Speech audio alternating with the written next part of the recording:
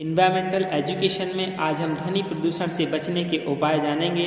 इससे पहले हम ध्वनि की विशेषताएं, ध्वनि प्रदूषण के मुख्य स्रोत और इनके प्रदूषण का प्रभाव के बारे में जान चुके हैं। अब हम ध्वनि प्रदूषण से बचने के उपाय और इनकी किस सीमा तक हम ध्वनि को सुन सकते हैं और कितनी अधिक समय तक हम कितनी तीव्रता की ध्वनि को सुन सकते हैं, ये सब जानेंगे। यानी निश्चित रूप से हम ये कह सकते हैं कि पर्यावरण के क्षेत्र में यह दिखाई न देने वाला वह मीठा जहर है जो अनजाने ही लोगों को धीमे धीमे मृत्यु तक पहुंचा भी सकता है। इस पर बहुत गहराई से चिंतन भी हमें करना चाहिए।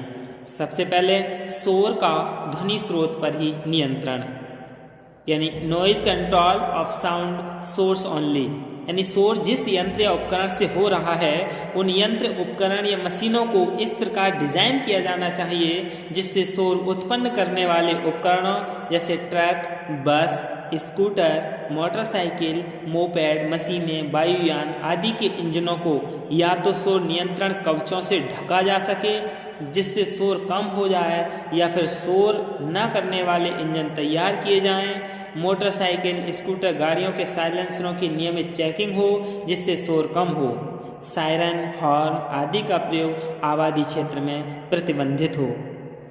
वृक्षों की गहरी मोटी पट्टी शोर को कम करती है। उद्योगों के निकट तथा सड़क के दोनों ओर वृक्ष लगाए जाने चाहिए। थोर, तेंदू, बेलपत्र, जामुन, ग्वारपाठा, केवड़ा, आम, पीपल, करंज, यूकेलिप्टिस, आसपाला, नीम, पापड़ी, रोहड़ी, इमली और गुलमोहर आदि अच्छे ध्वनि चूसक हैं। ऐसे वृक्षों को सड़क के किनारे किनारे लगाया जाना चाहिए।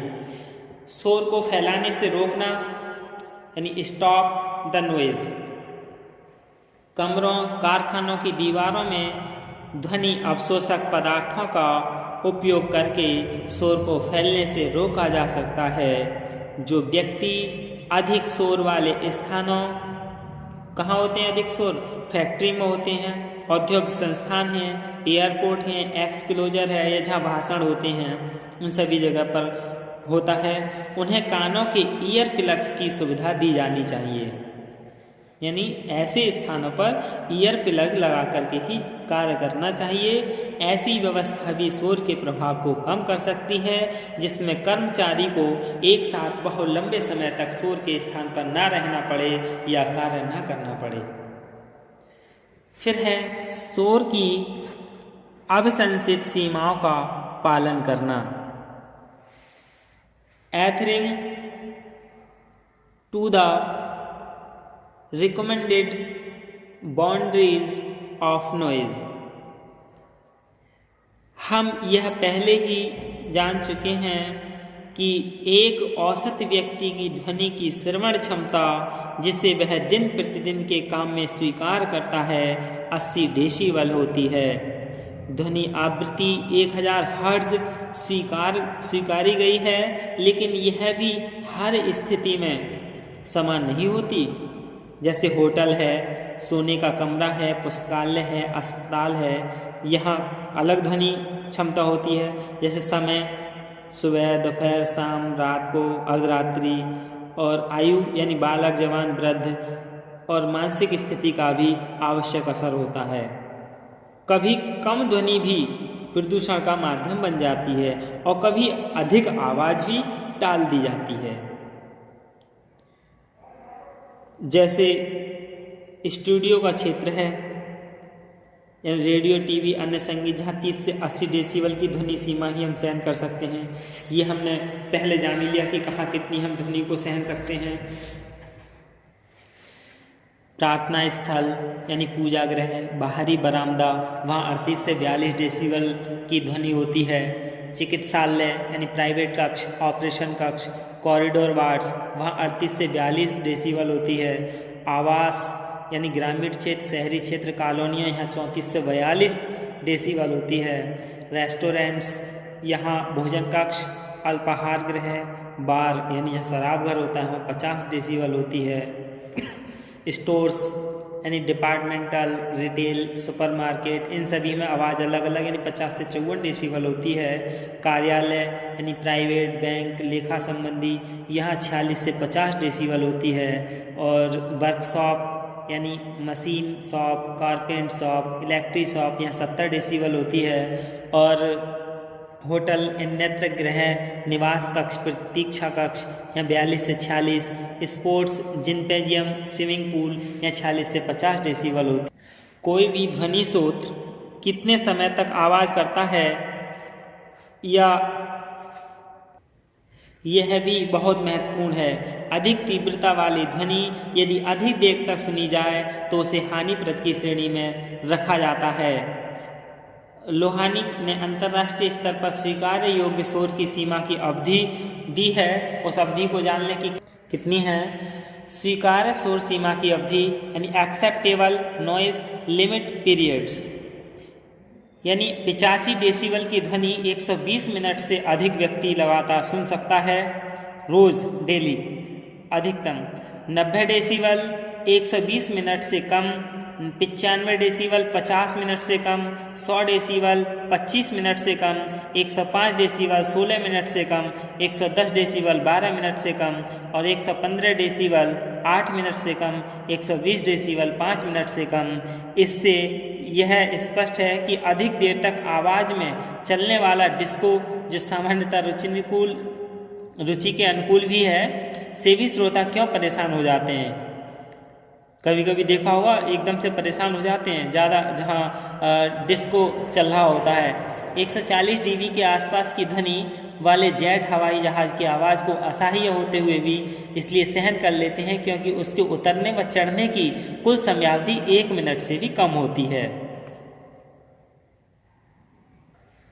फिर चौथा है व्यवस्थाओं में अपेक्षित परिवर्तन करना, यानी मेक नेसेसरी चेंजेस। शोर से होने वाला परिणाम, ध्वनि प्रदूषण का हानिकारक असर तो उन पर पड़ना ही है जो वहाँ रहते हैं। जहाँ व्यक्तिगत संभव हो वहाँ स्वयं, और जहाँ सरकार या संस्थान के अधिकारी प्रभावी हों उन्हें उन व्यवस्थाओं में परिवर्तन कर लेना देना जिससे शोर का न्यूनतम असर पड़े। जैसे कुछ सुझाई हुई बातें हैं, अपने घरों में रेडियो, टीवी, टेप रिकॉर्डर, जो भी मनोरंजन के साधन हैं उनकी धीमी आवाज़ में बजाएं। सामूहिक कीर्तन, अखंड पाठ जैसे कार्यक्रमों में ऊंची आवाज़ में लाउड स्पीकरों का उपयोग ना करें। स्वयं घर में धीमे बोलें तथा परिवार के सभी सदस्यों को भी धीमे बोलने के लिए कहें।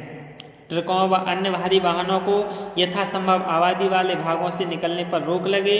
वाहनों के हॉर्न्स भी तेज आवाज़ वाले न हों। दोपहिया स्वचालित वाहन, कारें, बसें आदि के साइलेंसरों की नियमित जांच हो जिससे तेज आवाज़ों से बचा जा सके। अधिक आवाज़ वाले कारखानों व उद्योगों को शहर से काफ़ी दूर स्थानांतरित कर दिया जाना चाहिए। संवेदनशील स्थान जैसे अस्पताल, विद्यालय, अधिक आबादी वाले क्षेत्रों को साइलेंट जोन्स बना दिया जाए। वृक्ष भी ध्वनि का अवशोषण करते हैं। बड़ी बड़ी फैक्ट्रियों, कारखानों के बाहर वृक्षों की मोटी परतों का रोपण करना चाहिए। वृक्ष ध्वनि की तीव्रता को भी कम करते हैं, अनेक प्रकार की जहरीली गैसों को अवशोषित कर लेते हैं तथा मन भावन वातावरण भी बनाए रखते हैं। फिर है ध्वनि प्रदूषण और कानून, जैसे कि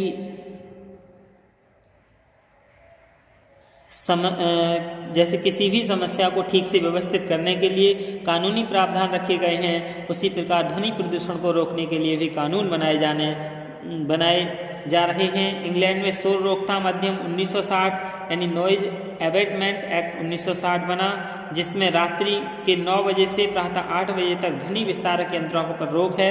अमेरिका में ध्वनि प्रदूषण की रोकथाम के लिए शोर नियंत्रक अधिनियम 1972 यानी नॉइज कंट्रोल एक्ट 1972 बनाया गया है।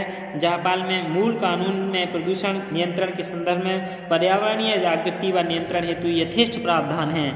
भारत में शोर नियंत्रण का यानी ध्वनि प्रदूषण के बारे में शिक्षित करना। एजुकेशनिंग अबाउट नॉइज पोल्यूशन,